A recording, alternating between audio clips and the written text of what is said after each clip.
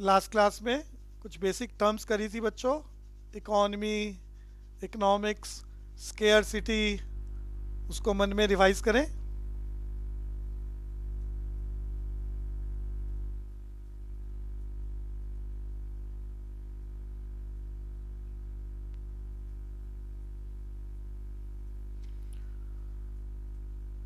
तो बच्चों आज की क्लास शुरू करते हैं।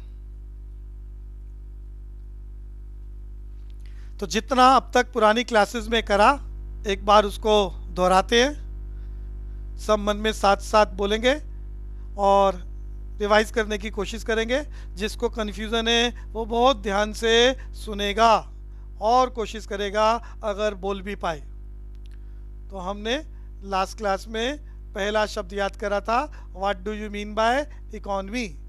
तो एक नंबर का क्वेश्चन रहता है, मीनिंग पूछ सकता है, एमसीक्यू में आ सकता है। हमने याद करा, economy is a system in which people get their living through the indulgence of economic activities like production, consumption, investment, etc. एक नंबर का क्वेश्चन। इसके लिए हमने एक्सप्लेनेशन दिया था। आज से लाखों साल पहले इंसान जंगलों में जानवरों की तरह रहता था और उसे क्या कहा जाता था? होमोसेपियन। धीरे धीरे मेंटल ग्रोथ हुई, उसने मिलजुल कर रहना सीखा और अपनी क्रियाओं के यानी एक्टिविटी के माध्यम से अपनी लाइवलीहुड को डेवलप करा। जिस सिस्टम में उसने रहकर ऐसा करा उस सिस्टम को क्या बोल रहे हैं? इकॉनमी। तो मैंने याद कराया था, economy is a system in which people get their living through the indulgence of economic activities like production, consumption and investment. फिर दोबारा बोलता हूं, economy is a system in which people get their living. खाली इतना ही लिखने से get their living एक नंबर का क्वेश्चन अटेम्प्ट होता है, बट थोड़ा डिटेल में याद करें तो वो लिविंग कैसे मेंटेन होती है? Through the indulgence of economic activities, जिसकी चर्चा करते हैं। तो इंसान सुबह से शाम तक जो भी कोई काम करता है उसे एक्टिविटी कहा जाता है। बच्चों, ये एक्टिविटीज दो प्रकार की होती हैं, economic activity and non economic activity. तो हम सुबह से शाम तक जो भी काम करते हैं, दो प्रकार की activities, economic activities and non economic activities.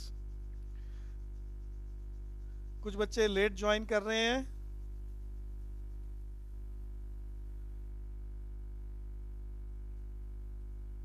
युक्ति कोशिश करा करो, टाइम से रहो। क्लास में 2-3 मिनट पहले आ जाया करो। मैं उसके बाद भी 2-4 मिनट वेट करता हूँ क्लास शुरू करने से पहले, ताकि एक बार सब आ गए तो हम कंसंट्रेशन के साथ अपने टॉपिक को आगे चला सकें।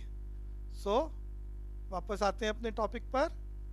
तो हमने बात करी थी अभी तक, इकॉनमी का मीनिंग डिस्कस करा। इकॉनमी में हमने याद करा, economy is a system in which people get their living through the indulgence of economic activities like production, consumption and investment.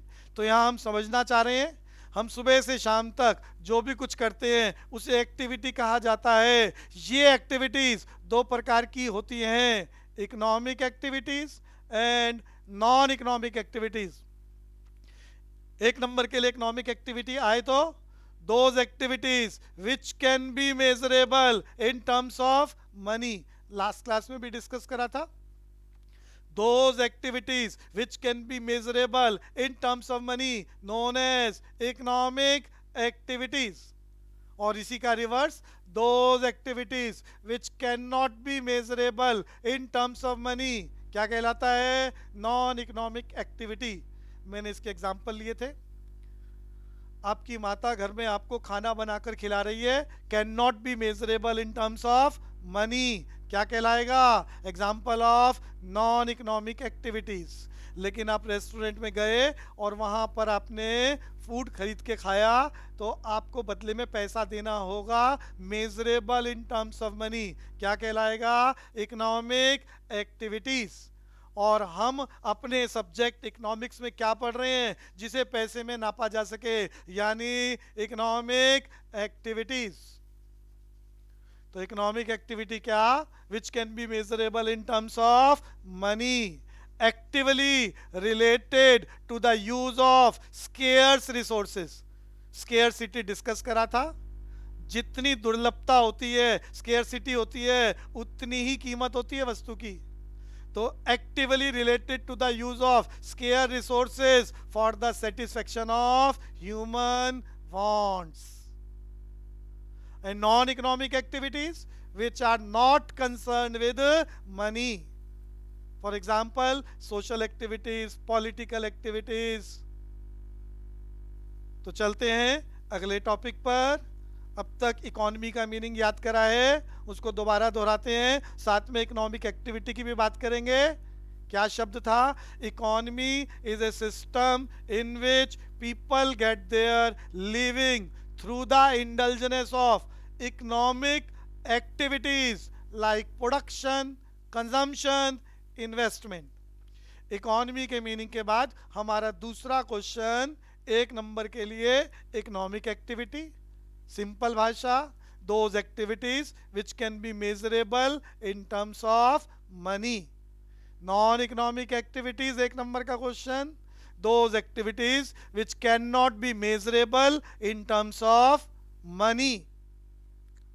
और अब हम बात करते हैं इन इकोनॉमिक एक्टिविटीज के 3 मेजर टर्म्स। तो ये economic activity production, consumption, investment, exchange and distribution, इनमें से 3 इंपॉर्टेंट है। प्रोडक्शन, कंजम्पशन एंड इन्वेस्टमेंट, ये तीनों आपको याद करनी है for 1 marks. Production, consumption, investment, ये तीनों क्या है? Major economic activities. और हम इन तीनों को 1-1 नंबर के लिए भी याद कर रहे हैं। तो हमारा अगला टॉपिक है द मीनिंग ऑफ प्रोडक्शन। तो प्रोडक्शन क्या होता है ये समझना चाहेंगे। बहुत सारे बच्चों को ऐसा लगता है कि जो मैन्युफैक्चरिंग होती है सिर्फ वही प्रोडक्शन होता है, यानी किसी चीज़ को बनाना। ये बहुत नैरो कंसेप्ट है। प्रोडक्शन में 3 चीज़ों को शामिल किया जाता है, यानी प्रोडक्शन के 3 टाइप होते हैं। पहला, change the shape, increase the utility, known as production. दूसरा, change the time, increase the utility, known as production. तीसरा, change the place, increase utility, known as production. हम इसको थोड़ा डिटेल में समझते हैं। क्या कहा? पेपर में 1 नंबर के लिए ही आता है, सिर्फ 1 लाइन याद करनी है, बट समझना चाह रहे हैं कि प्रोडक्शन क्या होता है। सिर्फ मैन्युफैक्चरिंग या सिर्फ किसी वस्तु को बनाना ही प्रोडक्शन नहीं होता है, वो इसका बहुत नैरो कंसेप्ट है। तो प्रोडक्शन को टेक्निकली क्या बोलते हैं? Increase in the utility of a commodity is known as production. मैं तीनों टाइप एग्जांपल से डिस्कस करूंगा। पहले जो बताया उसको दोहराएं, याद करें। प्रोडक्शन क्या होता है? Increase in the utility of a commodity is known as production. अब किसी भी वस्तु की यूटिलिटी को बढ़ाने के सिर्फ 3 तरीके हैं। यूटिलिटी को बढ़ाने के 3 तरीके हैं। पहला, चेंज द शेप, दूसरा, चेंज द टाइम, और तीसरा, चेंज द प्लेस। तो प्रोडक्शन कितने टाइप का हो सकता है? 3 टाइप का। इन तीनों को समझना चाह रहे हैं। पहले वाला आप सबको मालूम है, जिसे हम मैन्युफैक्चरिंग यानी बनाना कहते हैं, कि किसी चीज़ को हम बना लें, मैन्युफैक्चर कर लें, इसको प्रोडक्शन कहते हैं, सबको मालूम है। बाकी 2 भी होते हैं जिसे आज हम समझ रहे हैं। तो मैं एग्जांपल लेने जा रहा हूं, change the shape, increase the utility of a commodity known as production. Example में हम मिट्टी लेते हैं, मिट्टी बोले तो सॉयल, सड़क पे पड़ी हुई है फ्री ऑफ कॉस्ट। आपने वो मिट्टी सड़क पे से उठाई फ्री ऑफ कॉस्ट और उसका क्या बना दिया, मटका, कंटेनर। तो उस मिट्टी की कोई यूटिलिटी नहीं है, यूटिलिटी बोले तो उपयोगिता, उस मिट्टी की कोई यूटिलिटी नहीं है, इसीलिए वो फ्री ऑफ कॉस्ट है। लेकिन जैसे ही आपने उसका कंटेनर बनाया, बनाया बोले तो मैन्युफैक्चर करा, प्रोड्यूस करा, आपने मटका बनाया, तो अब उसकी यूटिलिटी क्रिएट हो गई और वो बाजार में 100 रुपए का बिक रहा है। तो वो जो मिट्टी फ्री ऑफ कॉस्ट थी, कुछ बनाते ही यूजफुल हो गई। और जितनी यूटिलिटी बढ़ती है बच्चों, याद रखना, उतने ही पैसे उसके रखे जाते हैं, न कम न ज्यादा। उस मिट्टी का बर्तन बनने पर उसकी उपयोगिता 100 रुपए के बराबर है, तो उसकी कीमत कितनी हो गई, 100 रुपए, यानी प्रोडक्शन कितना हो गया, 100 रुपए। एग्जाम्पल चेंज करते हैं। आपने एक वुड का टुकड़ा खरीदा, लकड़ी का टुकड़ा खरीदा 100 रुपीज का, जो सिर्फ जलाने के काम आ सकता है, और एज ए कारपेंटर आपने 100 रुपीज के उस वुडन पीस से एक बढ़िया सा शोपीस तैयार कर दिया। अब वो शोपीस जलाने के काम नहीं आएगा, आपके ड्राइंग रूम में रखा जाएगा और कई 100 सालों तक क्या करेगा, लोगों को अट्रैक्ट करेगा, जो भी मास्टरपीस बनाया है। तो जो लकड़ी का टुकड़ा कारपेंटर ने 100 रुपए का खरीदा, अब उसका शोपीस बनने के बाद उसकी यूटिलिटी बढ़ गई है और वो 500 रुपए का बिक रहा है। तो बच्चों 100 रुपए की चीज 500 रुपए की हो गई, कितना दाम बढ़ा, 400 रुपए। जितना दाम बढ़ा उतनी ही यूटिलिटी बढ़ रही है, तो इसे क्या बोल रहे हैं, प्रोडक्शन। ये हमारा पहला टाइप है, change the shape, increase in the utility of a commodity is known as production. तो जितना भी मैन्युफैक्चरिंग प्रोसेस होता है जिसमें रॉ मटेरियल को प्रोसेस ऑफ प्रोडक्शन के थ्रू फिनिश्ड गुड्स में कन्वर्ट कर देते हैं और यूटिलिटी बढ़ाने के कारण उसके दाम बढ़ जाते हैं, उसे क्या बोलते हैं, प्रोडक्शन। ये पहला टाइप है।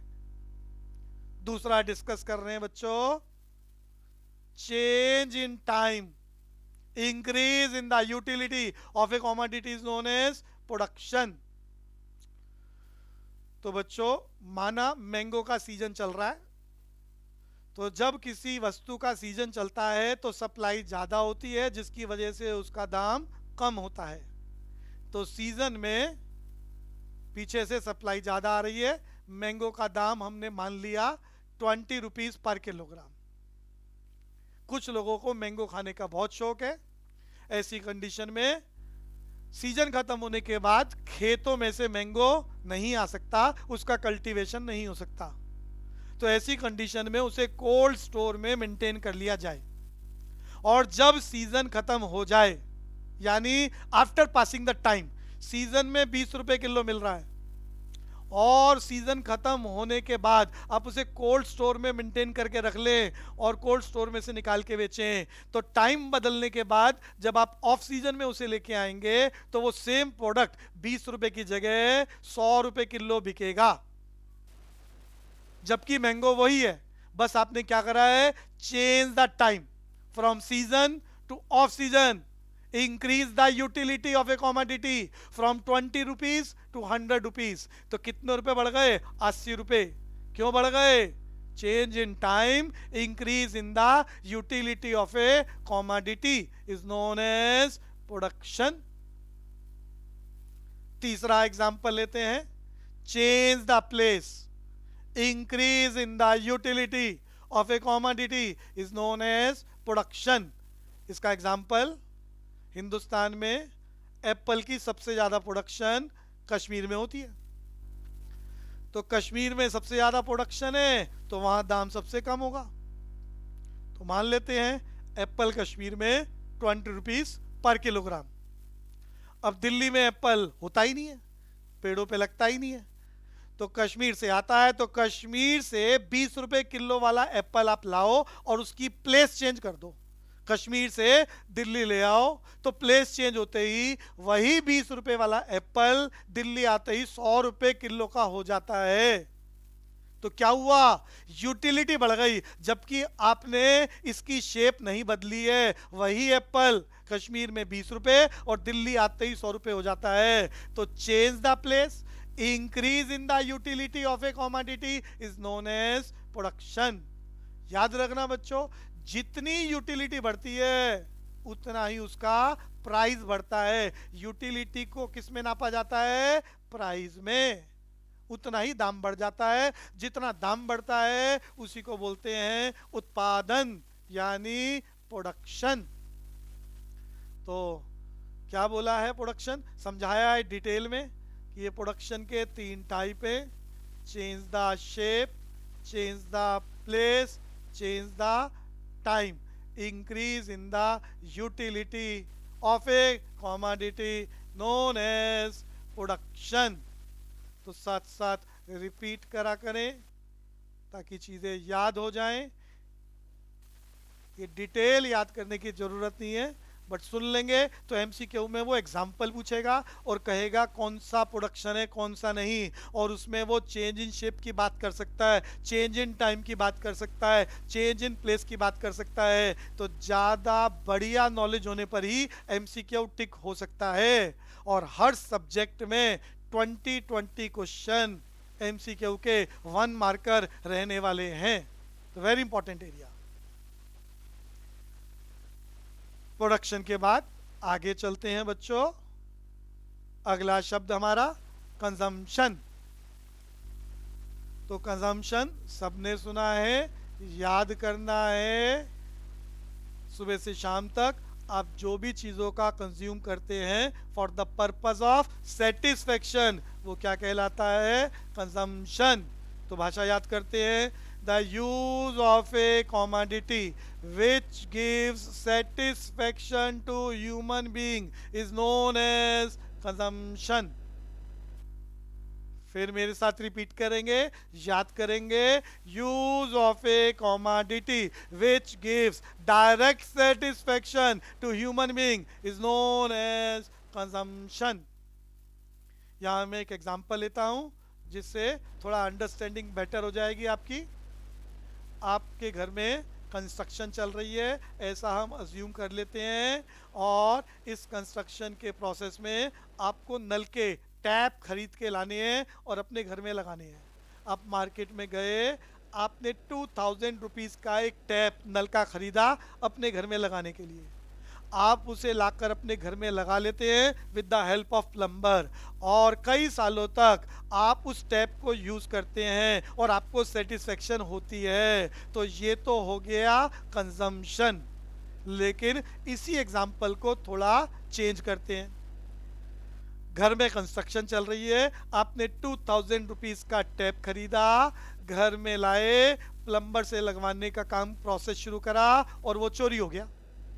कंस्ट्रक्शन में बहुत सारा सामान चोरी हो जाता है, तो चोरी हो गया और चोर उसे ले जाकर टैप को अपने घर में लगा लिया और यूज कर रहा है और सालों साल उससे सेटिस्फेक्शन ऑब्टेन कर रहा है। तो बच्चों, वस्तु का उपयोग तो यहां भी हो रहा है चोर के द्वारा, लेकिन ये कंजम्पशन नहीं है, क्योंकि जिसने खरीदा है उसको सेटिस्फेक्शन नहीं मिल रही है, उसके लिए तो लॉस हो गया। तो कंजम्पशन कब मानी जाएगी, जो खरीदे, जिसके लिए खरीदे। कई बार आप चीज़ें अपने लिए नहीं खरीदते, छोटे भाई बहनों के लिए, आपके पेरेंट्स आपके लिए खरीदते हैं। तो जिसके लिए खरीदा जा रहा है वही यूज़ करे और उसी को सेटिस्फेक्शन हो, तो ही हम बोलेंगे कंजम्पशन। अगर जिसके लिए खरीदा जाए वो यूज़ ना कर पाए और कोई और ले जाके यूज़ कर ले, तो जिसके लिए खरीदा जाए उसको अफसोस होगा, उसके लिए क्या हो जाएगा, ये लॉस, और इसे कंजम्पशन हम नहीं बोलेंगे। तो एग्जाम्पल से डिस्कस करा कंसेप्ट ताकि अंडरस्टैंडिंग बेहतर हो जाए। दोबारा रिपीट करते हैं, द मीनिंग ऑफ कंजम्पशन। तो क्या है consumption, use of a commodity which gives direct satisfaction to human being is known as consumption. जो खरीदे, जिसके लिए खरीदे, सिर्फ उसी को सेटिस्फेक्शन होनी चाहिए, तो कंजम्पशन. कोई और यूज करे तो उसके लिए क्या हो जाएगा? Loss.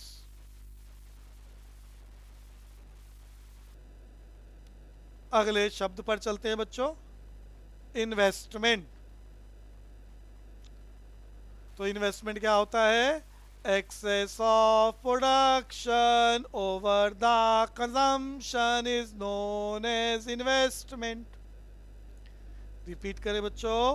excess of production over the consumption is known as investment. For example, आपने 1000 रुपीज का प्रोडक्शन करा, इसमें से 600 रुपए का आप कंज्यूम कर गए. 600 रुपए का माल 1000 रुपए का बनाया, 600 रुपए का खा गए. तो जो बच गया उसे क्या करेंगे? फेंक देंगे? नहीं, उसको बचा के रखेंगे. किस लिए? कल के लिए. जो बच गया है उसे बचा लिया जाता है, जिसे आप फ्यूचर में यूज करेंगे. तो जो कल के लिए बचा लिया गया है उसी को बोलते हैं इन्वेस्टमेंट. उसी को बोलते हैं इन्वेस्टमेंट. यानी excess of production over the consumption is known as investment.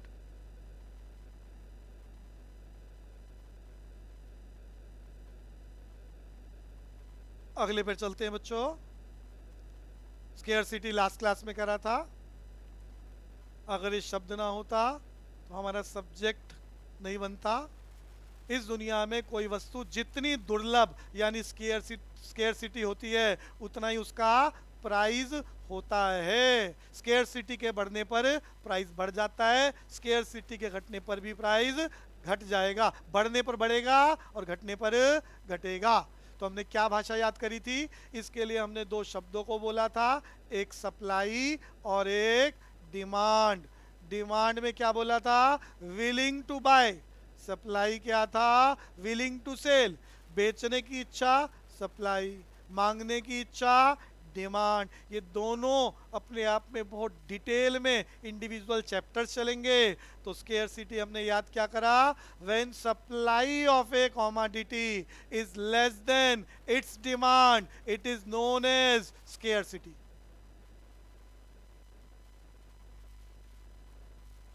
हो चुका है, दोबारा चल रहा है ताकि बार बार आप रिवाइज करें, नए शब्द दें, बढ़िया अंडरस्टैंडिंग बनाएं ताकि एमसीक्यू अच्छे से अटेम्प्ट कर पाए.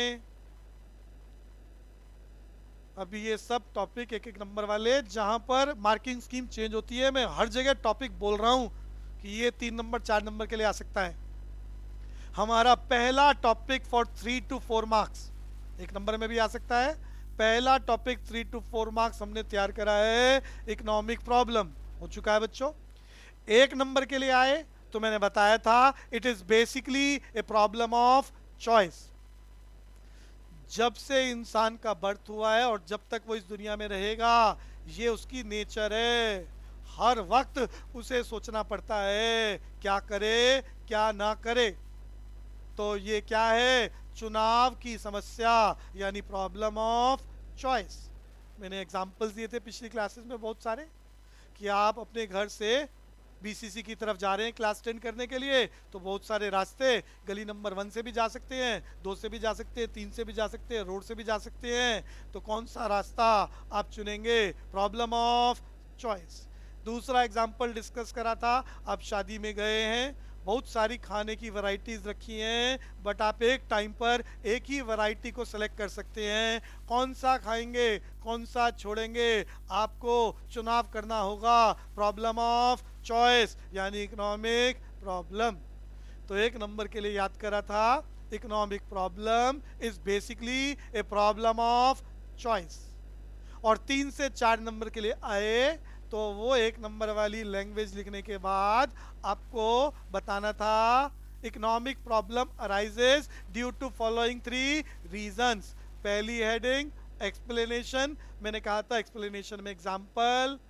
दूसरी हेडिंग एक्सप्लेनेशन, तीसरी हेडिंग एक्सप्लेनेशन। ये एक्सप्लेनेशन में आपने एग्जाम्पल समझाने हैं, जो एग्जाम्पल मैंने समझाए वो लिख सकते हैं। बुक्स आपने खरीद ली हैं तो हर बुक में अपने अलग अलग एग्जाम्पल हैं, आप वहाँ से भी एग्जाम्पल ले सकते हैं। तो इस तरह से क्वेश्चन क्या हो जाएगा, 3 to 4 मार्क्स का।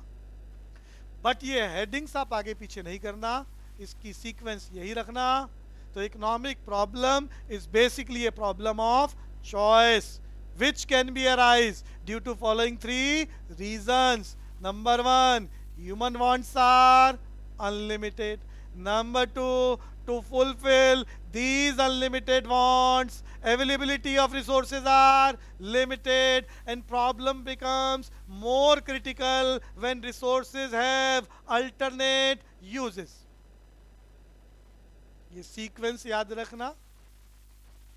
तो बताया था, समझाया था, जब से इस दुनिया में आप आए हैं आपकी वांट्स कितनी है, अनलिमिटेड। एक इच्छा पूरी नहीं होती, दूसरी स्टार्ट हो जाती है, दूसरी पूरी नहीं होती, तीसरी स्टार्ट हो जाती है, ना खत्म होने वाली कहानी।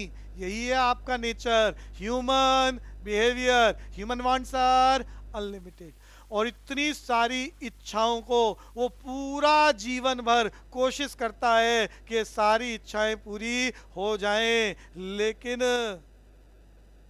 मरने के क्षणों में भी उसको लगता है इतना कुछ छूट गया है जो वो पूरा करना चाहता है, क्योंकि रिसोर्सेज लिमिटेड हैं। एक एग्जांपल लेते हैं, बच्चों 10th क्लास बोर्ड की क्लास थी पिछले साल की आपकी। इतना कुछ पढ़ने के लिए था, इतना कुछ पढ़ने के लिए था, बट वो सब पढ़ा नहीं जा सकता, क्योंकि आपके पास समय क्या था, लिमिटेड, ओनली 1 ईयर। उस 1 ईयर में, उस लिमिटेड समय में जितना ज्यादा से ज्यादा पढ़ाई कर कर ज्यादा से ज्यादा नंबर लाने की कोशिश हो सकती थी वो आपने करी। आपके पास ना पढ़ाई का समय अनलिमिटेड, ना आपका पैसा अनलिमिटेड, ना आपके पास कोई भी रिसोर्सेज, फॉर एग्जांपल आपका मकान अनलिमिटेड, और ना आपके पास आपका वक्त अनलिमिटेड। कुछ भी तो अनलिमिटेड नहीं है, सब कुछ लिमिटेड है आपके पास, जो गिना जा सकता है। थोड़ा ज्यादा है अमीर, थोड़ा कम है गरीब, लेकिन लिमिटेड है।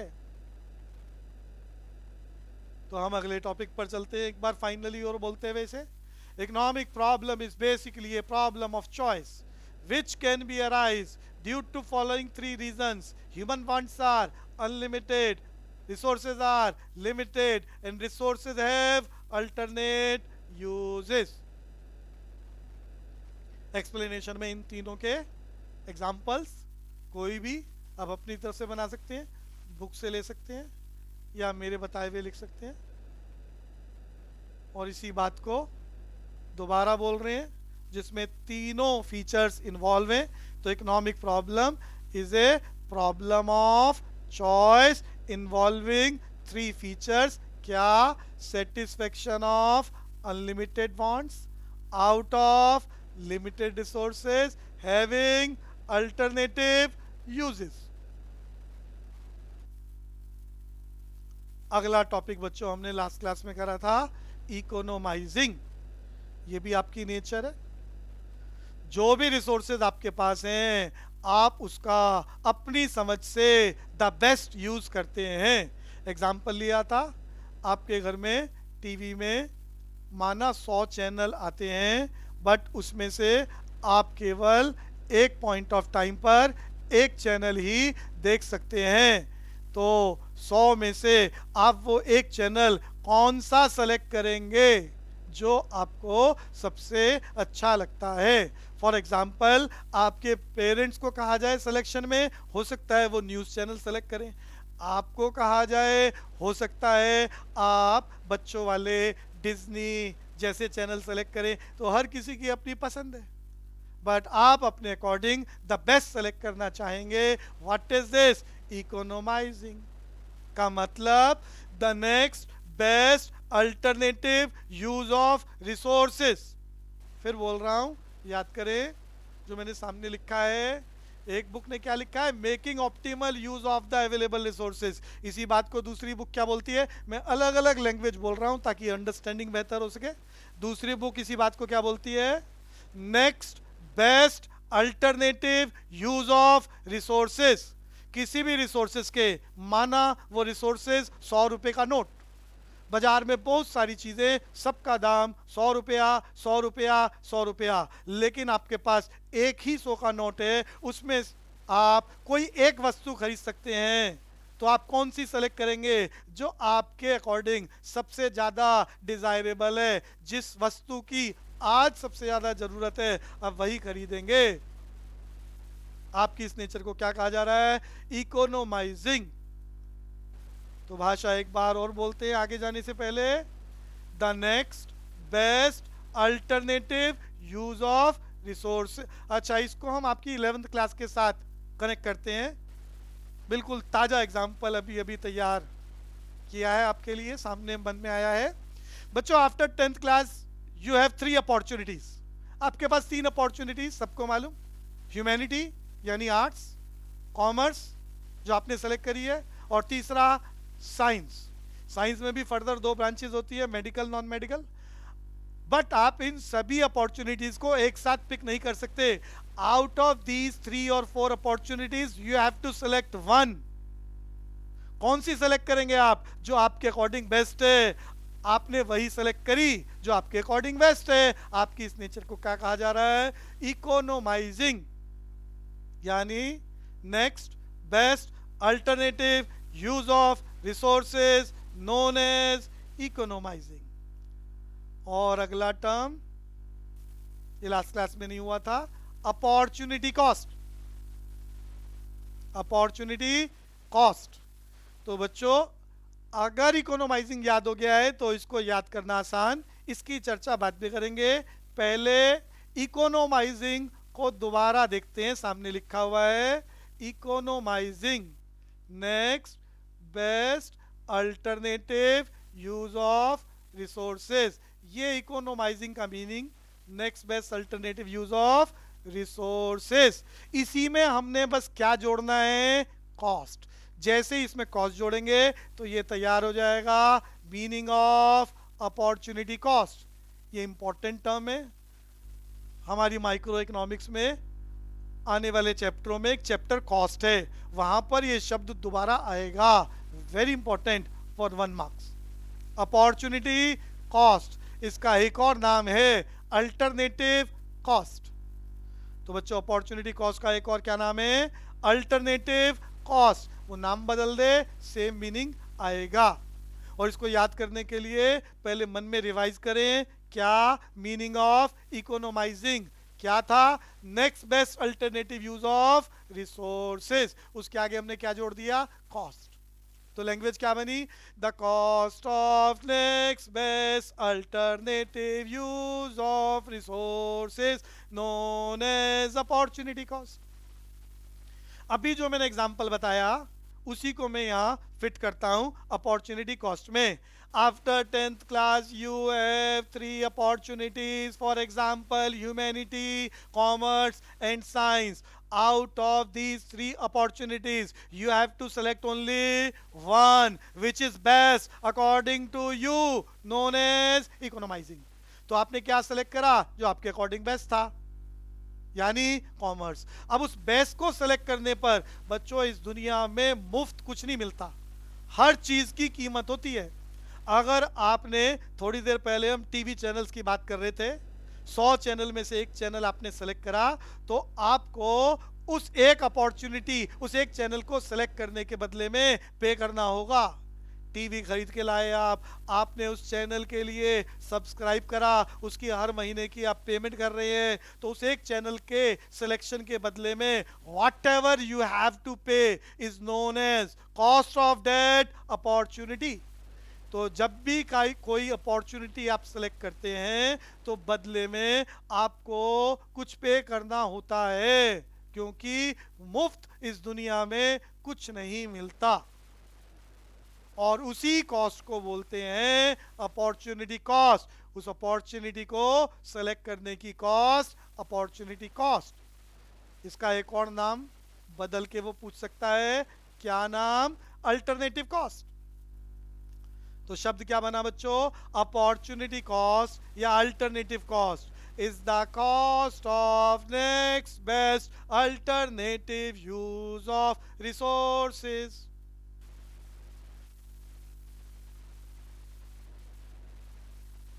आगे चलते हैं बच्चों। इकोनॉमिक्स का मीनिंग हमने लास्ट क्लास में याद करा था, तो मैं आपको ये सब्जेक्ट पढ़ा रहा हूँ, यानी ह्यूमन बिहेवियर कैसा होता है इसकी बात कर रहा हूँ, ताकि आप ह्यूमन बिहेवियर को समझकर कल को अपनी लाइफ में इस बिहेवियर के बेसिस पर एज ए कंज्यूमर सेटिस्फेक्शन को मैक्सिमम कर सकें और एज ए प्रोड्यूसर और बिजनेसमैन प्रॉफिट को मैक्सिमम कर सकें। तो इकोनॉमिक्स क्या है? Subject of science which deals with the study of human behaviour. तो इकोनॉमिक्स क्या है? Subject of science which deals with the study of human behaviour. तो इंसान का बिहेवियर कैसा, पीछे हम चर्चा कर चुके हैं। Human wants are unlimited, God gifted है, ये आप नेचर बदल नहीं सकते। Human wants are unlimited, resources are limited, they have alternate uses।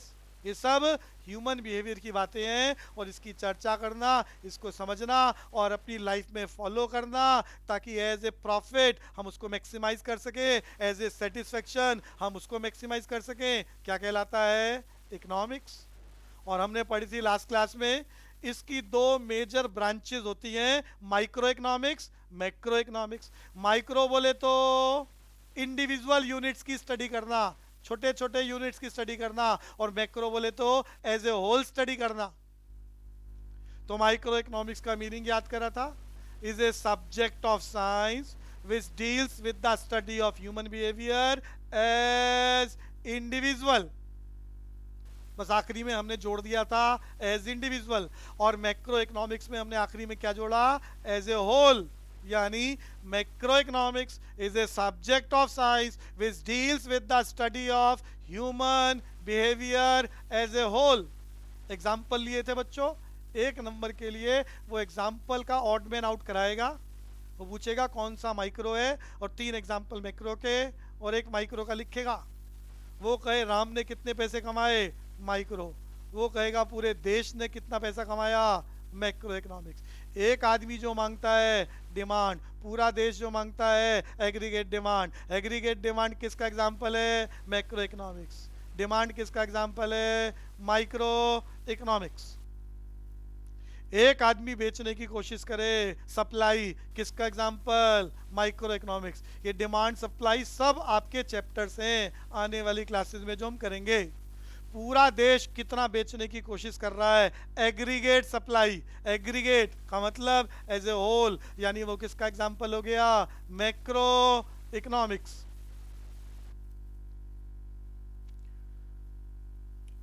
बच्चों टेस्ट सीरीज दे रहा हूं आपको, आपकी स्क्रीन पर क्वेश्चन आने वाले हैं, बहुत ध्यान से पढ़ना है और सबको कोशिश करनी है अटेम्प्ट करने की, सबको कोशिश करनी है अटेम्प्ट करने की।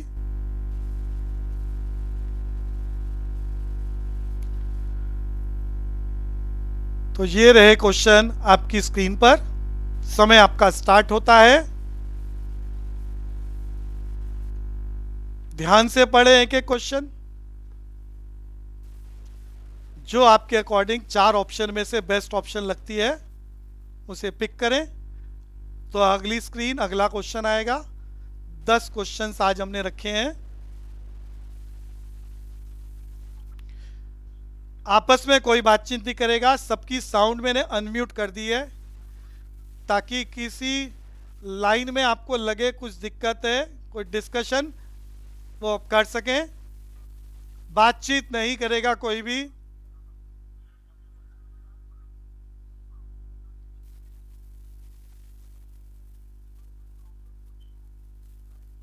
सबको पार्टिसिपेट करना है इस टेस्ट में।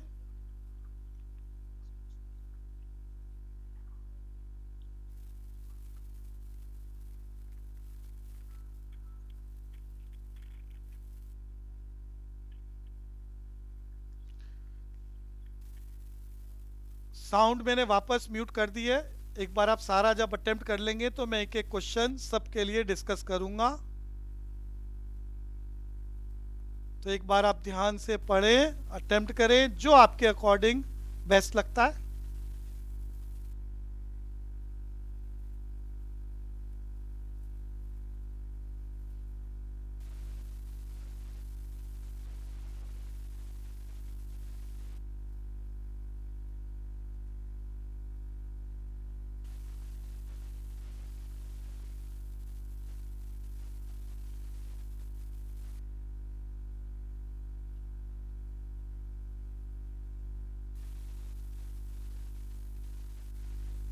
कोशिश करें फास्ट हो, 2 मिनट हो चुके हैं।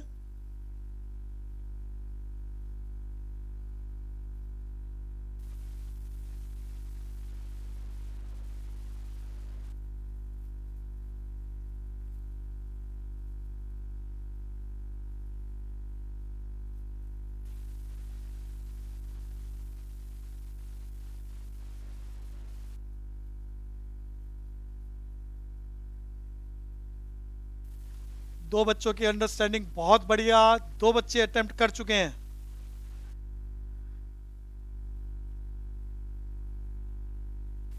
सब कोशिश कर रहे हैं अच्छे से। जैसा आंसर आपको सुटेबल लगे वो टिक करें और थोड़ा फास्ट चले ताकि सबका अटेम्प्ट हो सके।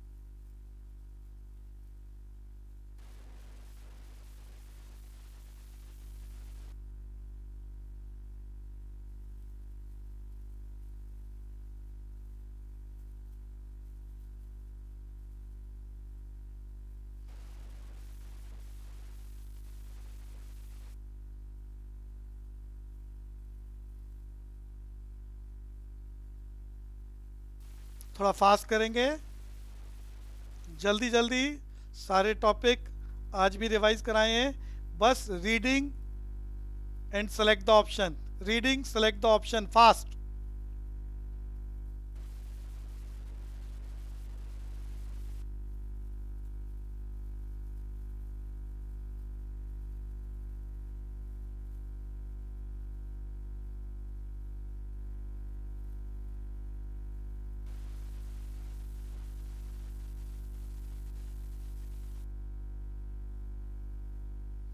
बच्चों 3 क्वेश्चन हमारे पिछली क्लास में भी हो गए थे।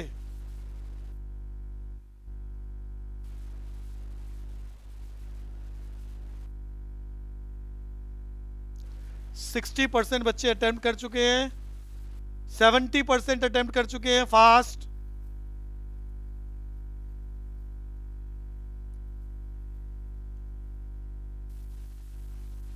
और थोड़ा फास्ट करें बच्चों।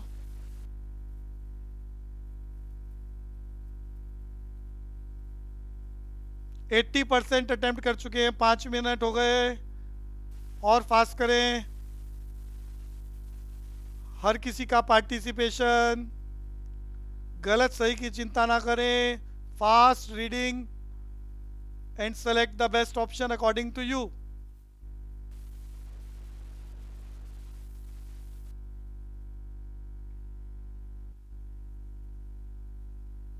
जल्दी करेंगे। और सारे क्वेश्चन होने के बाद सबमिट करें उसे।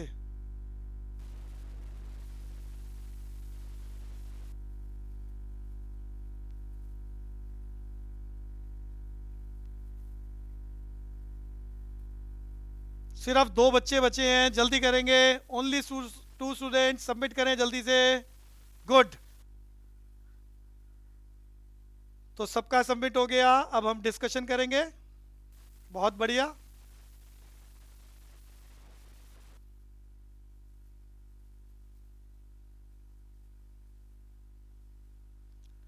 तो चर्चा करते हैं। पहला क्वेश्चन,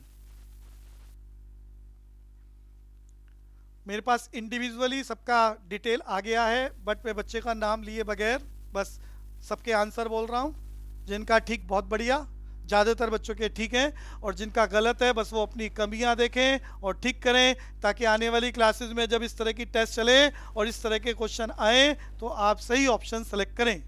स्केयरसिटी बताया था, supply is less than its demand, known as scarcity.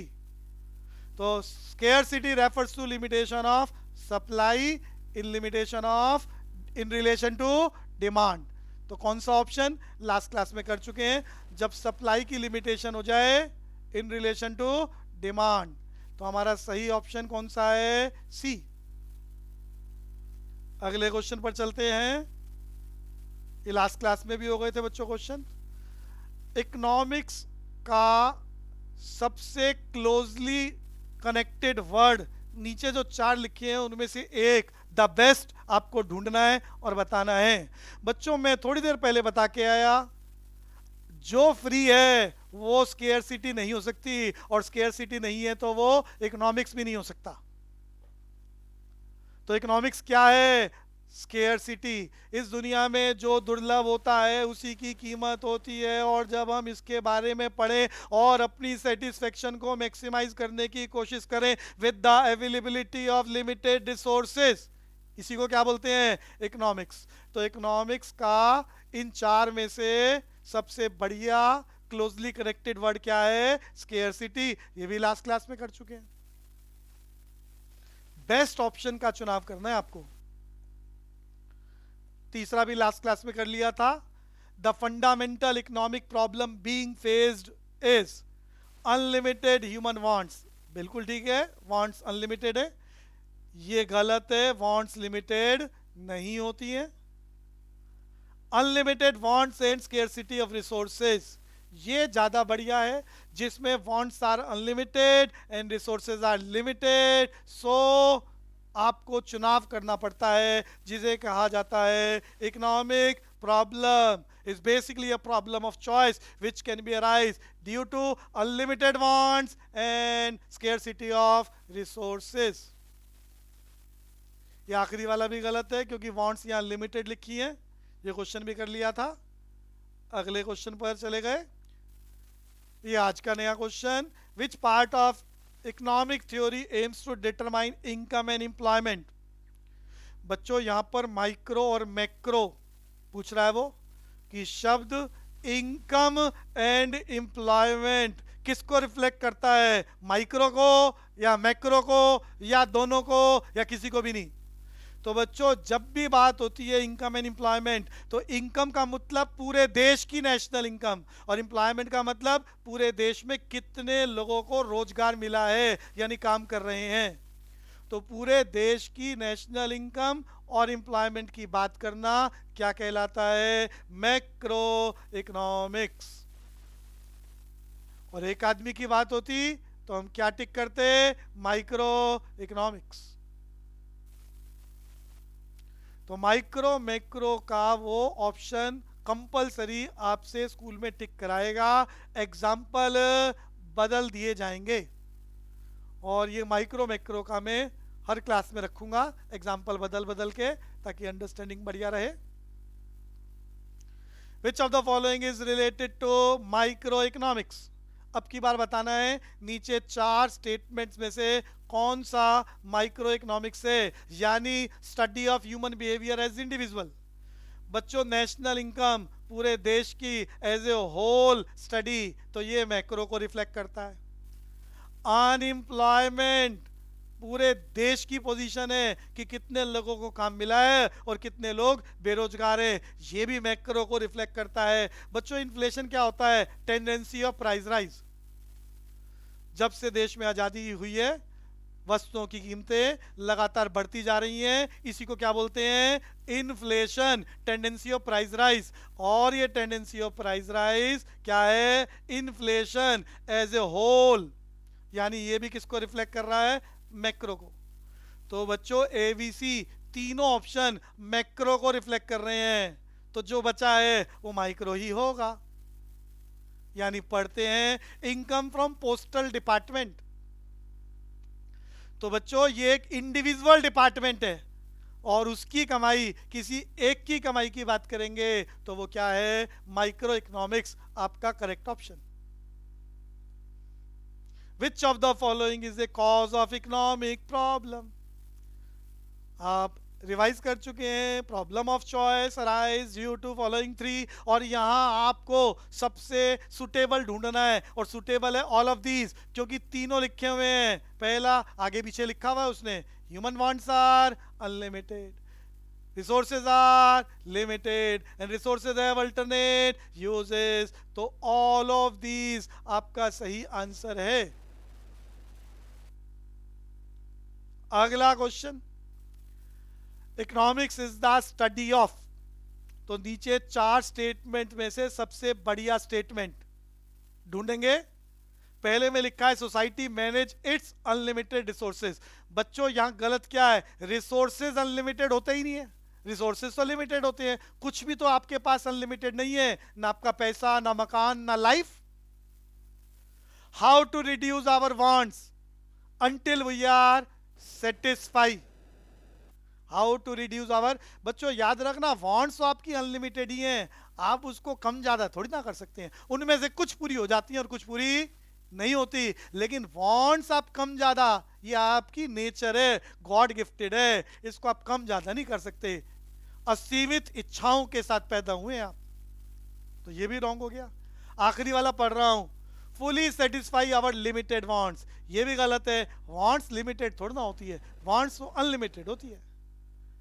तो जो बचा है वही आंसर है, how society manage it's scarce resources. सबसे बढ़िया कि जो आपके पास लिमिटेड रिसोर्सेज हैं उसको सबसे बढ़िया यूज किया जाए, यही तो इकोनॉमिक्स है।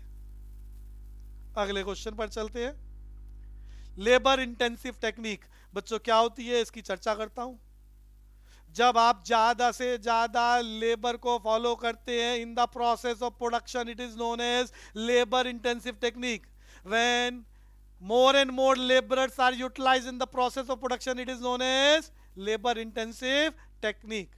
तो इसे कौन फॉलो करेगा, कौन सी इकॉनमी में फॉलो करेगा? जैसे हिंदुस्तान में लेबर बहुत सस्ती है तो हम लेबर वाले तरीके से प्रोडक्शन करते हैं। जिस कंट्री में पैसा बहुत ज्यादा होता है वो कैपिटल इंटेंसिव टेक्निक लगाता है और वस्तु को बनाता है। जहां लेबर सस्ती होती है वो लेबर इंटेंसिव टेक्निक को यूज करता है इन द प्रोसेस ऑफ प्रोडक्शन। तो लेबर इंटेंसिव टेक्निक इंडिया में सेलेक्ट होती है क्योंकि यहाँ लेबर सरप्लस इकोनॉमी है, यहाँ लेबर जरूरत से ज्यादा है, सस्ती है, और हमारा टारगेट है cost should be minimum and profit should be maximum. Opportunity cost बच्चों, तो अपॉर्चुनिटी कॉस्ट बताया था, cost of next best alternative use of resources, as it is लिखा हुआ है, the cost of next best alternative use of resources. तो answer है C, exact meaning लिखा हुआ है। और ये 10th आपको बताना है चार में से कौन सा माइक्रो इकोनॉमिक्स है, यानी माइक्रो अप्रोच है। बच्चों पर कैपिटा इनकम, पूरे देश की नेशनल इनकम को पूरे देश की पॉपुलेशन से डिवाइड करो, पर कैपिटा इनकम पूरे देश को रिफ्लेक्ट कर रहा है। मैक्रो का example, employment, under employment, unemployment पूरे देश की बात करता है, तो ये किसको रिफ्लेक्ट करता है? Macro economics. पूरे देश में लोगों ने कितना पैसा बचाया as a whole, macro economics. बच्चों NTPC is the nickname of firm, एक फर्म का नाम है एनटीपीसी, फुल फॉर्म बता रहा हूं, National Thermal Power Corporation. Hindustan में सबसे ज्यादा इलेक्ट्रिसिटी जो जनरेट करती है फर्म, उसे बोलते हैं एनटीपीसी। भारत सरकार का डिपार्टमेंट है, नेशनल थर्मल पावर कॉर्पोरेशन, एक इंडिविजुअल यूनिट है, नाम फर्म से भी पता चल रहा है, यही है माइक्रो इकोनॉमिक्स।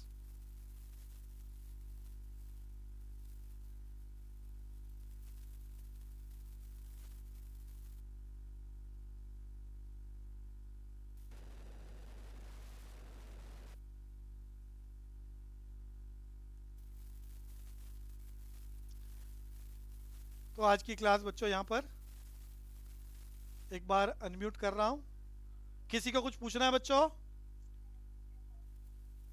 इशिका समझ में आ रहा है अच्छे से? हर्षिता समझ में आ रहा है अच्छे से? सबकी साउंड मैंने अनम्यूट कर दी है। काव्या को समझ में आ रहा है अच्छे से? काव्या खंडेलवाल।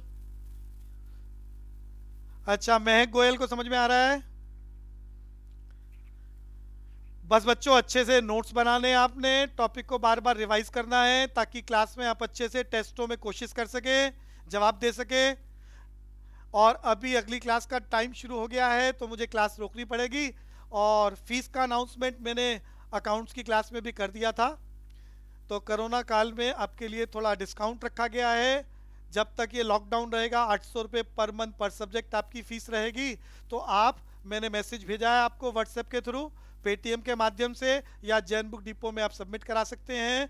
और जो भी रिसिप्ट है उसको आप अपने उसी व्हाट्सएप नंबर से मुझे भेज सकते हैं। तो हमारी कल की क्लास 6 बजे अकाउंट्स की, और परसों फिर 6 बजे हमारी परसों तो संडे रहेगा, तो मंडे को आएगी इको की क्लास। तो नोट्स बनाएं, अच्छे से पढ़ाई करें। अभी के लिए इतना बहुत। जय हिंद। Most welcome.